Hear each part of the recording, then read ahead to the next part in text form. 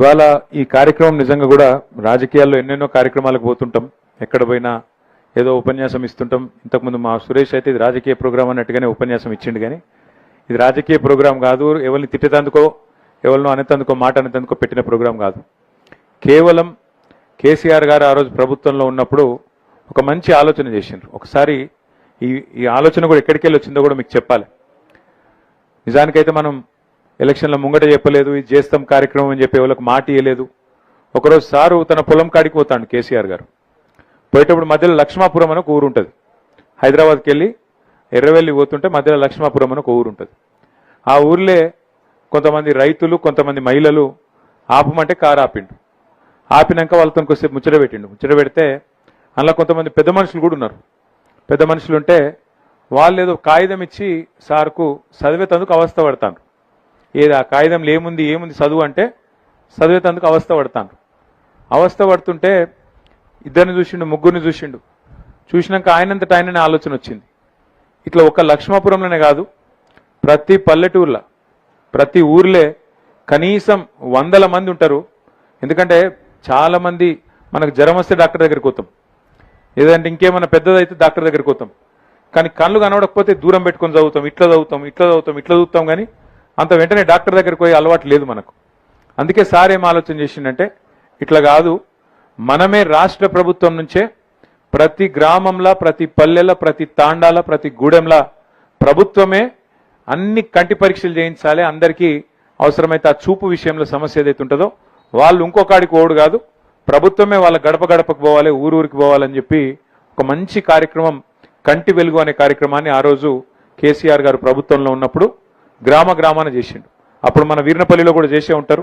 చేసినాక అందరికీ అద్దాలు ఇవ్వడం, అందరికి కావాల్సిన మరి వైద్య పరీక్షలు చేయడం, ఇవన్నీ కూడా మొత్తం రాష్ట్ర వ్యాప్తంగా కోట్లాది మంది ప్రజలకు మంచి బ్రహ్మాండమైన స్క్రీనింగ్ క్యాంపులు పెట్టి చేయడం జరిగింది. సరే, ప్రభుత్వాలు మారుతాయి, ఎందుకంటే ఎవరికి అధికారం శాశ్వతం కాదు, ఎవరు పర్మనెంట్ కాదు. ఆ సీట్ల మారింది. సరే, కారణం ఏమైపోయినట్టుకి మారింది. మారినాక నిజానికి ప్రభుత్వాలకు ఉండాల్సిన లక్షణం ఏంటంటే గత ప్రభుత్వం ఏదన్నా మంచి పని చేస్తే దాన్ని కొనసాగించాలి. మనం ఏం చేసినాం, గతంలో డాక్టర్ వైఎస్ రాజశేఖర రెడ్డి సాబ్ ఉన్నప్పుడు ఆరోగ్యశ్రీ అని ఒక పథకం పెట్టిండు. మన ప్రభుత్వం వచ్చింది, కానీ ఆరోగ్యశ్రీ పథకాన్ని మనం ముట్టలేదు, దాన్ని కొనసాగించినాం. మంచి పథకం, ఇంకా మంచిగా చేయాలి, 5 లక్షల మందం కాదు అవసరమైతే 10 లక్షల మందం ఆరోగ్యశ్రీ పెంచాలని చెప్పి ఆలోచన చేసినాం. ఆ పథకాన్ని కొనసాగించడం తప్ప తీసేయలే. అట్లాగే ఫీజు రీయింబర్స్మెంట్ అనే పథకం పెట్టిండు రాజశేఖర రెడ్డి గారు, అది కూడా మనం కొనసాగించినాం. గతంలో ఎవరైనా మంచి పని చేస్తే దాన్ని కొనసాగించాలి తప్ప తీసేయద్దు. మరి కేసీఆర్ ప్రభుత్వంలో కేసీఆర్ గారు ఆ రోజు కంటి వెలుగు అనే ప్రోగ్రాం పెట్టిండ్రు. ఈ ప్రభుత్వం కూడా కొనసాగించింటే మంచిగుండే, బాగుంటుండే. ఎందుకంటే ఎప్పటికప్పుడు ప్రతి సంవత్సరం జనాభా మన వయసు పెరుగుతూనే ఉంటుంది, జనాభా పెరుగుతూనే ఉంటుంది, సమస్యలు వస్తూనే ఉంటాయి, ఆరోగ్య సమస్యలు.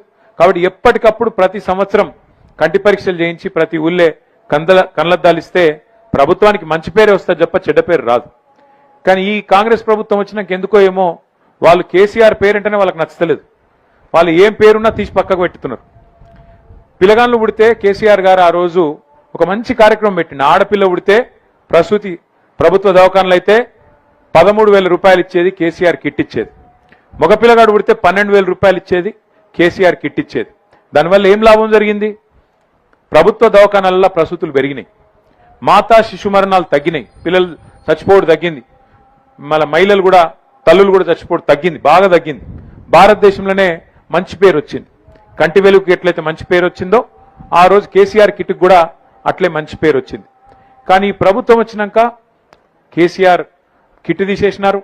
ఆ కేసీఆర్ కిట్టు కేసీఆర్ పేరు నచ్చకపోతే ఇందిరమ్మ కిట్ అని పెట్టుకునేది, నోడని కొట్టిండా, మార్చుకునేది ఉండే. కానీ తీసేసిరు మొత్తానికి.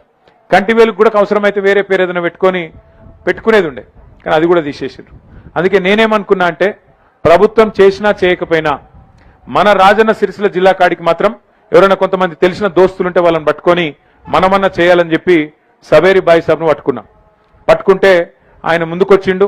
తప్పకుండా నేను చేస్తానా, మీకు కావాల్సినదంతా కూడా నేను ఏర్పాటు చేస్తా, వైద్యులను పంపిస్తా, మొత్తం ఏర్పాట్లు చేస్తా అన్నాడు. చెప్పిన మాట ప్రకారమే ఇక మనం అక్కడనో ఇక్కడనో కాదు, మనమే ఏర్పాటు చేసిన మండలం వీర్నపల్లి మండలం, మన ప్రభుత్వంలో గతంలో ఏర్పాటు చేసుకున్న మండలం, ఇక్కడనే చాలు చేయాలని చెప్పి వీర్నపల్లిని చాలు చేసినాం. మరి బ్రహ్మాండంగా 4 రోజులు ఇక్కడ వీర్నపల్లిలో అక్కడ గర్జనపల్లిలో 2 దగ్గర క్యాంపులు పెట్టిండ్రు. 5,000 మందికి స్క్రీనింగ్ చేసిండ్రు, 5,000 మందికి పరీక్షలు చేసిండ్రు. అందులో ఇవాళ 1,350 మందికి, అలా కొంతమంది పిల్లలు కూడా ఉన్నారు.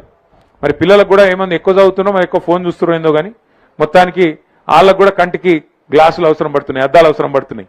250 మంది పిల్లలు ఉన్నారు. అదేవిధంగా ఒక 1,100 మంది పెద్ద మనుషులు ఉన్నారు. మొత్తం కలిపి 1,371 మందికి ఇవాళ అద్దాలు ఇవ్వబోతా ఉన్నాం. దాంతోపాటు ఒక 171 మందికి కంటిలో శుక్లాలు రావడం, ఇంకా ఇతరత్ర సమస్యలు రావడం వల్ల వాళ్లకు ఆపరేషన్ అవసరం పడుతుంది అన్నారు.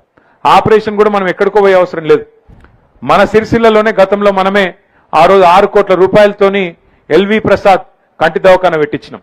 కాబట్టి ఈరినపల్లికి వెళ్ళి బండి వస్తుంది, మిమ్మల్ని ఎక్కించకపోతుంది, సిరిసిల్ల వైద్యం చేయించి ఆపరేషన్ చేయించి మళ్ళీ మీ ఇంటికాడ దిగబెట్టిపోయేటట్టు ఆ సౌలత్ కూడా ఏర్పాటు చేస్తా ఉన్నాం. కాబట్టి 171 మంది మీ కంటి ఆపరేషన్లు చేయించే బాధ్యత కూడా నాదే అని చెప్పి కూడా నేను తెలియజేస్తూ ఈ కార్యక్రమం వీర్నపల్లిలో మనం ప్రారంభించుకున్న తర్వాత దీన్ని ఆగన్న చెప్పినట్టు మొత్తం మన నియోజకవర్గంలోని మిగతా 4 మండలాలు మున్సిపాలిటీలో కూడా ఈ కార్యక్రమం చేస్తాం. ఆ తర్వాత పక్కనే ఉన్న వేములవాడ నియోజకవర్గంలో కూడా కార్యక్రమం చేసుకొని మొత్తం రాజన్న సిరిసిల్ల జిల్లా మొత్తం బోయిన్పల్లి కావచ్చు, ఇల్లంతకుంట కావచ్చు, అక్కడ కూడా చేపిద్దాం. జిల్లా మొత్తం మంచిగా చేసుకుంటే అప్పుడన్నా ప్రభుత్వానికి సోయొచ్చి వాళ్ళు మొదలు పెడితే మంచిదే. వాళ్ళకి మొదలు పెట్టి మేము చేస్తాం, ఇక మీరు చేసేది ఏంటి అంటే పర్వాలేదు, ప్రభుత్వం ప్రజల ఖర్చుతో ప్రజల సొమ్ముతో చేస్తా అంటే నాకేం అభ్యంతరం లేదు. కానీ ప్రభుత్వం చేసినా చేయకపోయినా మనం మాత్రం మన నియోజకవర్గంలో మన జిల్లాలో ఈ కార్యక్రమాన్ని దిగ్విజయంగా చేసుకుందాం.